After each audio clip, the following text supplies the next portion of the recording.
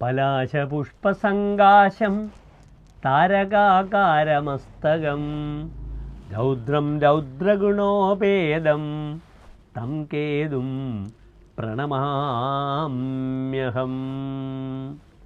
പ്രിയമുള്ള പ്രേക്ഷകരെ, നവഗ്രഹത്തിൽ കേതുവിൻ്റെ സ്തോത്രമാകുന്നു ഇത്. കേതു എന്നാൽ രാഹുവിൻ്റെ പുച്ഛമാകുന്നു. രാഹു എവിടെയുണ്ടെങ്കിലും ആ രാഹുവിൻ്റെ 7ാം ഭാവത്തിൽ കേതു ഉണ്ടാകും. അത് വക്രിയായി സഞ്ചരിക്കുന്നു രാഹുകേതുക്കൾ. ഇതിൻ്റെ പിറകിലുള്ള ഒരു വലിയ കഥ, അമൃത കടിയുന്ന സമയത്ത് നാഗരാജാവായ രാഹു അമൃത കഴിക്കുന്നു, അങ്ങനെ ദീർഘായുസ്സാകുന്നു. ആ സമയത്ത് പെട്ടെന്ന് ദേവന്മാർ വന്ന് രാഹുവിനെ വെട്ടുന്നു. അങ്ങനെ അതിൻ്റെ ശിരസ്സും ഉടലും പരസ്പരം വിച്ഛേദിക്കപ്പെടുന്നു. ആ ശിരസ്സാകുന്നു ഡ്രാഗൻസ് ഹെഡ് എന്ന പേരിൽ അറിയപ്പെടുന്ന രാഹു, തമഹ, അഗുഹു. അതിൻ്റെ വാലാകുന്നു, ഉടൽ ഭാഗമാകുന്നു കേതു, ശിഖി, ശിഖാധരഹ, കേതുഹു എന്ന നാമത്തിലൊക്കെ കേതു അറിയപ്പെടുന്നു. നാം പലപ്പോഴും പറയാറുണ്ട് കേതുവിന് ഹേതുവില്ല. കേതുദശ അല്ലെങ്കിൽ കേതുവിൻ്റെ അപഹാരകാലം വരുമ്പോൾ ഒരു കാരണവുമില്ലാതെ എന്തെങ്കിലും ചില ബുദ്ധിമുട്ടുകൾ മനുഷ്യന് ഉണ്ടാകുന്നു. രാഹുദശ 18 വർഷമാണ്, കേതുദശയാകട്ടെ 7 വർഷമാണ്. ഇവിടെ നാം ചർച്ച ചെയ്യുന്നത് കേതുവിൻ്റെ ഓരോ രാശിക്കാർക്കും ഉണ്ടാകുന്ന ഫലങ്ങളാണ്. നാം ഇവിടെ മേടം മുതൽ മീനം വരെയുള്ള 12 രാശിക്കാരുടെ വിഷയത്തിൽ ചർച്ച ചെയ്യുന്നത്. ഇപ്പോൾ രാഹു ചാരവശാൽ സഞ്ചരിക്കുന്നത് കുംഭത്തിലാണ്. കേതുവാണെങ്കിൽ അതിൻ്റെ 7ാം ഭാവമായ ചിങ്ങൻ രാശിയിലാണ് സഞ്ചരിക്കുന്നത്. 1.5 വർഷമാണ് രാഹുകേതുക്കൾ ഒരു രാശിയിൽ നിൽക്കുന്നത്. എന്താണ് കേതു ഉണ്ടാക്കുന്ന ദോഷം? കേതു ശുഭഗ്രഹമല്ല, കേതു ഒരു പാപഗ്രഹമാകുന്നു. കേതോർദശായാം, കേതുവിൻ്റെ ദശ അല്ലെങ്കിൽ അപഹാരങ്ങളിൽ അല്ലെങ്കിൽ ചാരവശാൽ സഞ്ചരിക്കുന്ന സമയത്ത് അരി ചോര ഭൂവൈഹി, അരി ശത്രുക്കളെ കൊണ്ടും ചോരൻ കള്ളന്മാരെ കൊണ്ടും ഭൂവഹ, ഭുവം പാതി ഇതി ഭൂവഹ, ഭൂമിയെ ഭരിക്കുന്നവർ രാജാക്കന്മാരെ കൊണ്ടും പീഡാം, അവരെ കൊണ്ട് പല രീതിയിലുള്ള പീഡകൾ അനുഭവിക്കുന്നു. അതിനാൽ കേതു എന്തുണ്ടാക്കുന്നു? പീഡിപ്പിക്കുന്നു. ഒരു വ്യക്തിയെ കള്ളന്മാരാൽ പീഡിപ്പിക്കപ്പെടുന്നു, ശത്രുവാൽ പീഡിപ്പിക്കപ്പെടുന്നു, തൻ്റെ ഹയർ ഒഫീഷ്യൽസ് രാജാവിനാൽ പീഡിപ്പിക്കപ്പെടുന്നു. ശസ്ത്രഭീതിയും, ആയുധം കൊണ്ട് ഭീതിയെ ഭയപ്പെടുത്തുന്നു. സർജറി മുതലായ വിഷയങ്ങൾ വരുന്നു. ശത്രുവിൻ്റെ അക്രമത്തിൽ താൻ പെട്ടുപോകുന്നു. ഉഷ്ണരോഗം, ശരീരത്തിൽ ചൂടുമൂലമുണ്ടാകുന്ന രോഗങ്ങളുണ്ടാകുന്നു.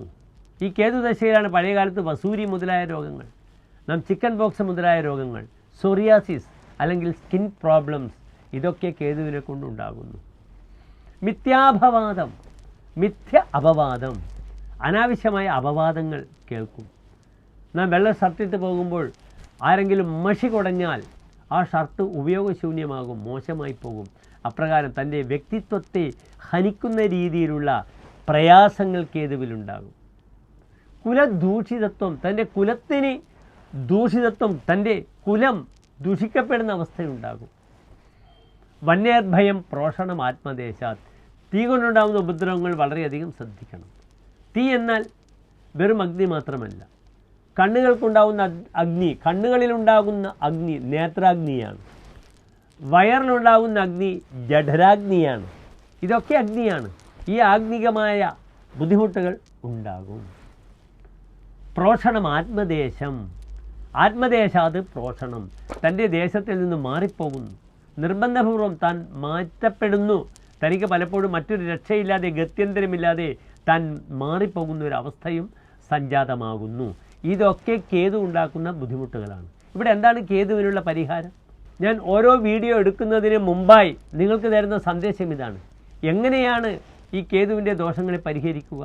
രാഹുകേതുക്കളുടെ മന്ത്രം തന്നെയാണ് ഏറ്റവും വലിയ പരിഹാരം. ഓം രാഹവേ നമഃ, ഓം കേതവേ നമഃ. ചിന്മുദ്രയിൽ കൈകൾ വെച്ചുകൊണ്ട് ഈ കൈകൾ കൊണ്ട് നിങ്ങൾക്ക് എണ്ണാം. ഓം രാഹവേ നമഃ, ഓം കേതവേ നമഃ. ഇതൊരു 9 തവണ ക്രമേണ ചൊല്ലുക. പിന്നീട് 18 തവണയായി വർദ്ധിപ്പിക്കാം. നല്ല മന്ത്രമാണ്. കേരളത്തിന് വെളിയിലുള്ളവർക്ക് നവഗ്രഹത്തിൽ രാഹുകേതുവിന് പൂജ ചെയ്യാം.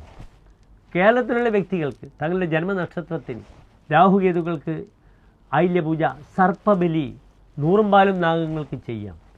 കേതു ഭരിക്കുന്ന നക്ഷത്രങ്ങൾ എന്തൊക്കെയാണ്? അശ്വതി, മകം, മൂലം. ഇത് മൂന്നും കേതുവിലെ നക്ഷത്രങ്ങളാണ്. ഈ 3 നക്ഷത്രങ്ങളിലും നിങ്ങൾക്ക് വഴിപാടുകൾ ചെയ്യാം. ഇപ്രകാരം ഈ കേതുവിൻ്റെ ദോഷം മാറണം, മാറ്റണം. എല്ലാ പ്രിയപ്പെട്ട പ്രേക്ഷകർക്കും ഡോക്ടർ മാരാജ് എന്ന നമ്മുടെ യൂട്യൂബ് ചാനലിലേക്ക് സുസ്വാഗതം. നമുക്ക് മേടം മുതൽ മീനം വരെയുള്ള 12 രാശിക്കാരുടെയും ശുഭാശുഭ ഫലങ്ങളെ നമുക്ക് ചിന്തിക്കാം. പ്രിയമുള്ള പ്രേക്ഷകർ, അടുത്തതായി നാം ചർച്ച ചെയ്യുന്നത് ചാരവശാൽ കേതു ചിങ്ങൻ രാശിയിൽ നിൽക്കുമ്പോൾ മിഥുനൻ രാശിക്കാർക്ക് എപ്രകാരമാണ് ശുഭാശുഭ ഫലങ്ങളെ പ്രദാനം ചെയ്യുന്നതെന്ന വിഷയമാണ്.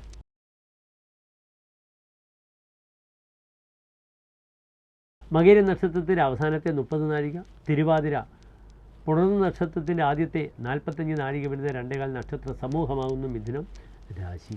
ഇവിടെ മിഥുനൻ രാശിക്കാർക്ക് നിങ്ങൾ മനസ്സിലാക്കേണ്ടത് കേതു നിൽക്കുന്നത് 3-ാം ഭാവത്തിലാണ്. 3-ാം ഭാവത്തിൽ ഏത് പാപഗ്രഹങ്ങളും വളരെയധികം ഫലത്തെ പ്രദാനം ചെയ്യും. 3-ൽ സൂര്യൻ വന്നാലും ശനി വന്നാലും ചൊവ്വ വന്നാലും മതിവിക്രമവാൻ ബുദ്ധിയും പ്രകടിപ്പിക്കുമെന്നാണ് ഹോരാചാര്യ ഫലം പറഞ്ഞിരിക്കുന്നത്. വരാഹമിഹിര ആചാര്യൻ ഹോരാശാസ്ത്രത്തിൽ രാഹുവിനും കേതുവിനും ഫലങ്ങൾ പറഞ്ഞിട്ടില്ല. പക്ഷേ ചമത്കാര ചിന്താമണിയിൽ 3-ാം ഭാവത്തിൽ നിൽക്കുന്ന കേതുവിൻ്റെ ഫലം വളരെ അനുകൂലമായാണ് പറഞ്ഞിരിക്കുന്നത്. 3-ൽ കേതു വളരെയധികം നന്മകളെ പ്രദാനം ചെയ്യും. എന്താണ് 3-ാം ഭാവം? ധൈര്യം, വീര്യഞ്ച ദുർബുദ്ധിർ, സഹോദര പരാക്രമോ.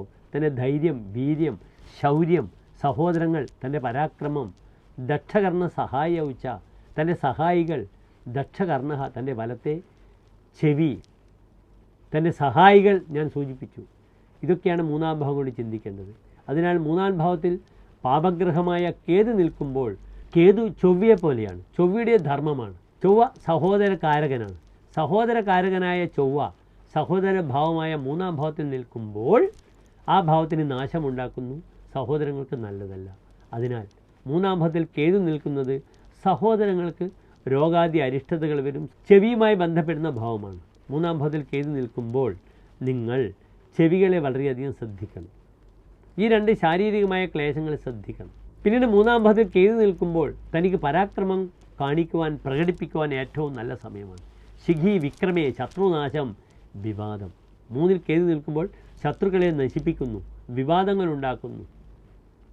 ധനം, ഭോഗം, ഐശ്വര്യ, തേജോധികം ച. തനിക്ക് ധനമുണ്ടാകുന്നു, എല്ലാ സുഖഭോഗങ്ങളും ഉണ്ടാകുന്നു, ഐശ്വര്യമുണ്ടാകുന്നു, തേജസ്സുണ്ടാകുന്നു.